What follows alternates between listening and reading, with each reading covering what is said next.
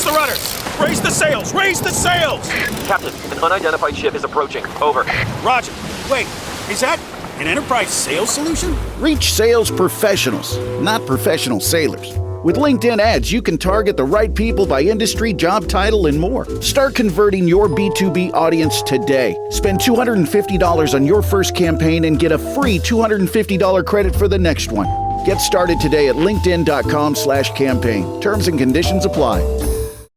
This episode is brought to you by Cologuard. Do you know what's really scary? Not screening for colon cancer when you turn 45. The Cologuard test is non-invasive, requires no special prep or time off work, and ships right to your door. In just 3 simple steps, Cologuard takes the scare out of colon cancer screening. If you're 45 or older and at average risk, ask your healthcare provider about the Cologuard test. Cologuard is available by prescription only. Learn more or request a prescription today at Cologuard.com/screen. This is a Rogue Media Network production.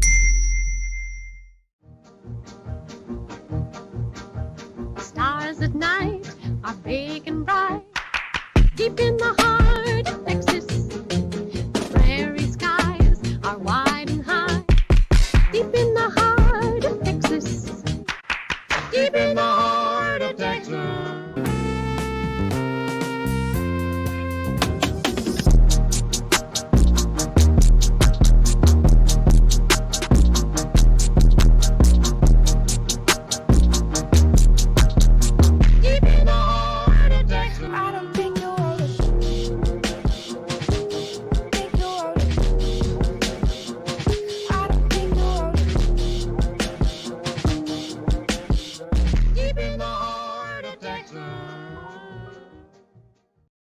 Well, there you go. Once again, there we go. Welcome to Bois. This is welcome. Bois is a King of the Hill podcast. If you don't know, this would be a weird episode for you to come in on first. But if you don't know, now you know. That's right. If you don't know, now you know. I am Mike. He is still Rusty. Still Rusty. And on Fridays, what we do is something called That Ain't Right Fridays. And it ain't very right. It's not right. It's not very right. And so we do things that are kind of adjacent to the King of the Hill universe. Sometimes it's spot on with King of the Hill. Sometimes it's not. But I think Rusty is going to start us off here. He's got an email that he wants to read that we received this week. Yeah, we actually got 2 emails. One of them was from, let's see, Super Azk. He's the guy who comes in our chat. Yeah, he said, it seems like it's been a little while since you and Mike streamed or uploaded. Was making sure you 2 guys were okay. Love the podcast. And if you guys need a break, I think you deserve it. Hope to hear from you guys again soon. No, we just, as we addressed, it's just life happened, but we're back. We're not gone so far removed that you have to worry about us. Also, we had another one that says, are you okay? From somebody named Jason. We missed our TARF, TARF. I don't know what that means. I don't know.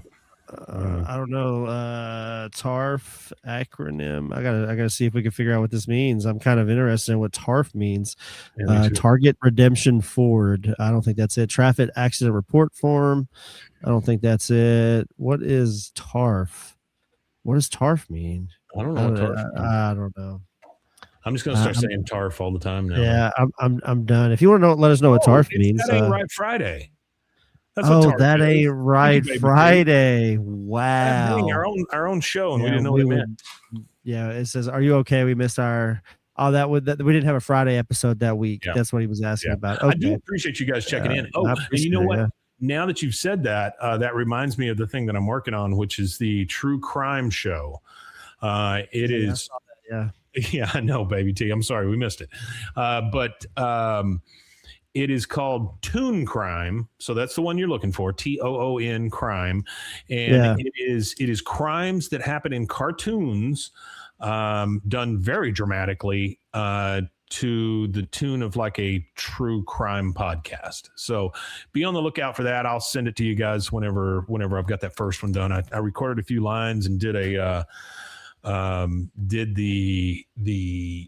art for it the other day. I was going to see if I couldn't show you that. Show us. see here. Yeah, I'm kind of interested in it too. I think we need to revisit the cartoon podcast and add that into the element of the cartoon podcast. I absolutely agree. Yeah. Let's see if I can get this up on the screen here for you guys that are not on video. You'll have to bear with us for a second. I've been watching a sick amount of cartoons. That's the art. I dig it. Which I think is kind of cool. I like the little stupid Heathcliff down here at the bottom holding up his number. I'm just going to tell stories of true crime type stuff. And I don't know. We'll see. If you guys like it, we'll do more. So that's great. And then, Swimmer's Ear, I think, needs to come back also. I would love to. And then what I think, like, even in the grander scheme of things, I think Swimmer's Ear should come back, but I think Swimmer's Ear should come back as a segment of a podcast that's just like, I think like we should combine all the animation stuff that we've discussed or done so far, whether it be the animation conversation, and just mash it all into one, and then have segments where we can have the late night segment where we talk about the late night animation, and then you have the Toon Crime segment, and then I could tap back into some of the animators I know, and then we could have like interview whatever with that too. I think that would be great. Okay with that, man. That sounds fun. And then we could have that underneath like the Bois umbrella, and we could just put that out on this for like a Wednesday or whatever. I will say, if I know anything about the folks that show up for us, is that they will support it, and I do appreciate it. And we're going to try to make some really. I have a vast amount of knowledge about animation since I started that animation podcast, and I've just done a whole lot of like watching animation. I watch animation from Eastern Europe, Southeast Asia. Like, I'm watching animation from all over the world. I'm ready for a good animation discussion. That would be cool though. Yeah, we could have Mason come on and tell us about something he's watching or whatever too. I'd love to involve Zach, because I know he's a big animation cartoon guy. Yeah, actually, you could put all of that stuff kind of under the same umbrella, put the bros foes stuff in there as well. Yeah, I think that'd be great. Very cool. Okay, so I have an article. Oh, hold on. I have another email I forgot to read. Please, go for it, man. Go for it. This is the main email. So it says, "Hi, Mike and Rusty. Just wanted to reach out and let you." This is Steve. Steve Samuel. Hi, Mike and Rusty. From Blues Clues. Sure. Just wanted to reach out and let you guys know how much I love your podcast. Just found it on a whim last year because I was doing a KOTH rewatch. I was hooked on your podcast almost immediately. I've caught up completely. Shows what kind of a degenerate I am. On all of the main review episodes, and he's going back to catch up on the Friday and side episodes. I love your chemistry. I love the stories you guys provide of life in Texas. Anyone can review a show, but we get drawn in when we get to know the hosts a little bit. I grew up watching KOTH and remembered a lot until season 7 or so. I did the rewatch last year, and the show held up pretty well, but it wasn't as great, but it was pretty good. The newest season was fantastic, and I hope we can get a review somewhere down the line once you've wrapped up the original 13 seasons. Yep. I'm glad that we're going to get a few more of the continuation so we can keep this train rolling for some time. Keep up the great work. Looking forward to the next batch of episodes with Matanye. Sorry, Steve, I don't think you got far enough. If you go through and find, we actually went through all of the episodes already of season 14. I hope you find that we just didn't do an actual breakdown. We did a watch along is basically what we did. Yeah, we did something a little different, which we might go back, I guess, if there's nothing, if we've exhausted, by the time we're done, if we've exhausted all options, we'll probably go back and redo those the way that we in the true format. Well, I can see those, but we would need the scripts and everything, to do them with. And so that was basically the reason we didn't do them. We didn't have the source material that we do on all the older ones. Which I think we could get the scripts easy now. It would just be a matter of running it through an AI and letting the AI rip the script. We can get transcripts all day long. That's easy. Or you go on Fiverr and pay somebody in Southeast Asia $10 to do it. Yeah. All right. So tvline.com is where this article comes from. It is written by Rustine Honardust. That is the toughest name I've ever tried to read. The first name is Rusteen, Rustine, and then the last name is Honardoost. Hard-nosed. He's actually an Iranian. Yeah. Okay. Iranian American. Yeah. From LA. He actually went to the University of California in San Diego. He's real big into Star Wars and Godzilla, and really knows a lot about film history or whatever. He's actually got a live action stop motion hybrid short film called The Kaiju Kid, and he has screenplays that have been featured. It was the ATX Blacklist writing program. ATX, he has awesome. And he's the co-chair of Hollywood Labor, and he created the snack list, which raised over something like $95,000 to bring food, drinks, and supplies to the picket lines in 2023 for the WGA and the SAG-AFTRA pickets and stuff. I still get emails from the snack list. I didn't realize this guy was tied into it. He created it. He's the co-chair of Hollywood Labor, and he created the snack list. That was like his thing. That's cool. Yeah, because the snack list, what they do is they do like a tiered ranking system of snacks, and then one of the snacks wins or whatever. But it's actually really cool. Okay, so it says, this was written back in February, by the way, of this year. When you watch an episode of an animated sitcom like The Simpsons or Bob Burgers, you never quite know what you're going to see. Despite following the exploits of an average family, these shows often use animation to go buck wild, allowing characters to perform extraordinary feats or explore worlds far beyond what a live-action sitcom could afford. Now, the title of this article is King of the Hill's Animation Rules Set It Apart from Every Other Animated Sitcom. That's why especially the first one that you can really notice is the hands. So generally in animation, to make it simpler for the animators, they do 4 fingers. It's just like you can look through almost all animation, and most of them have 4 fingers. Or if you go back even further, it's like you look at like Gumby. Gumby didn't even have a hand, you know what I mean? And then if you look at the horse on Gumby, it's all clay anyway, not drawing. But if you look at a lot of it's just the hands look weird and the feet look weird. But in King of the Hill, they stay true to like our morphology, and they have the fingers and they have the toes, and it's all like normal. It feels more human than animation. That's true. That's true.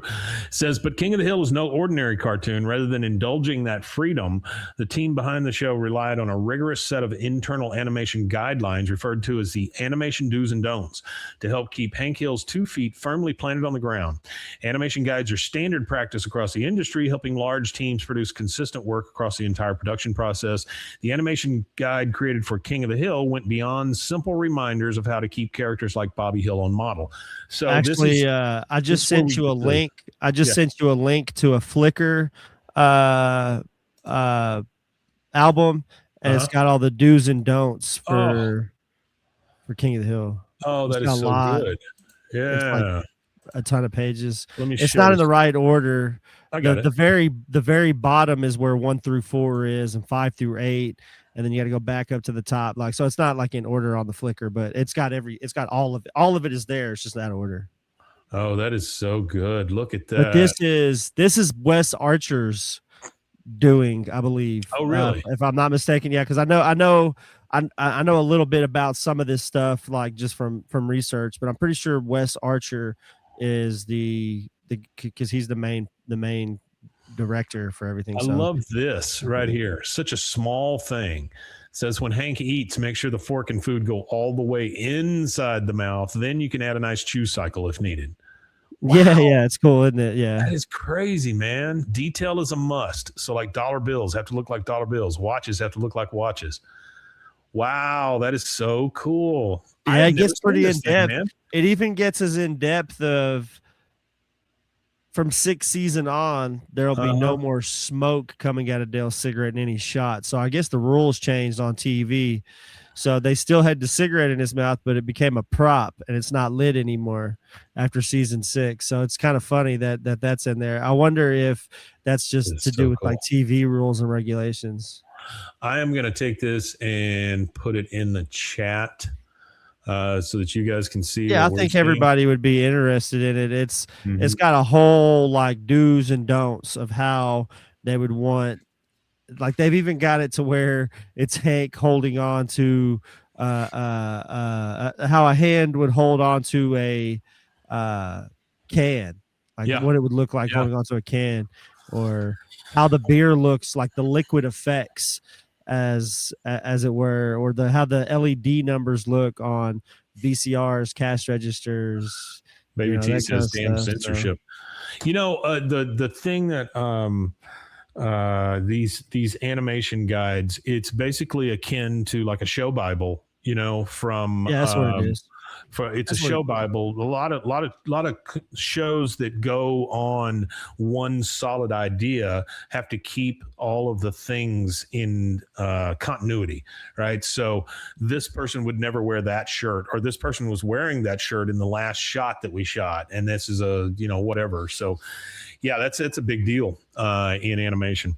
Okay, so a little bit more here. It says, fans of the show, whether from its original run or its well-regarded revival, which it was well-regarded, have long remarked on how realistic King of the Hill feels, and this guide offers new insight into just how much work went into making Arlen, Texas feel grounded. Now, you can read the rest of that if you'd like. It's a really cool article, but I thought it was fun in the fact that we don't necessarily talk about how realistic King of the Hill is a lot of the time. They do take a license every once in a while, but not much. When you think about Peggy falling from an airplane, she did. But yeah, she's definitely probably dead. In the show, she wasn't. And yeah, Sparky Buff, they did not put any smoke in the cigarette after, what'd you say, season 6?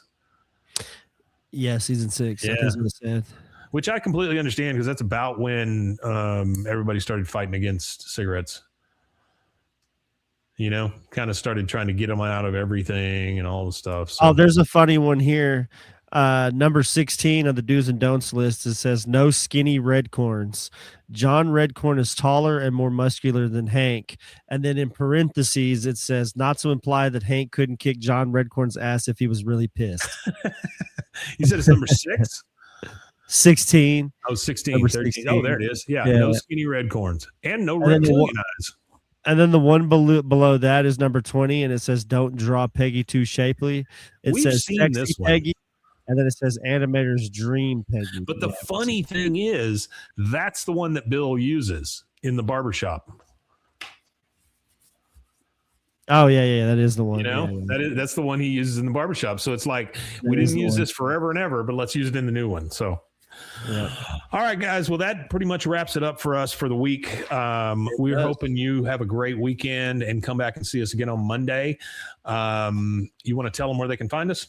Yep. You can find us at bwaaakoth@gmail.com. Send us an email, and bwaaakoth on all social media. That's 3 A's.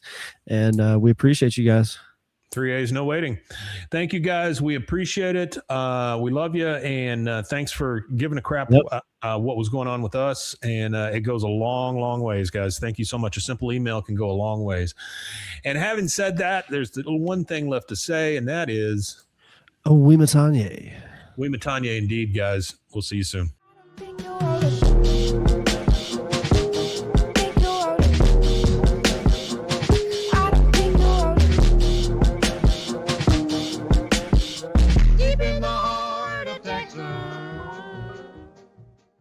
This has been a Rogue Media Network production.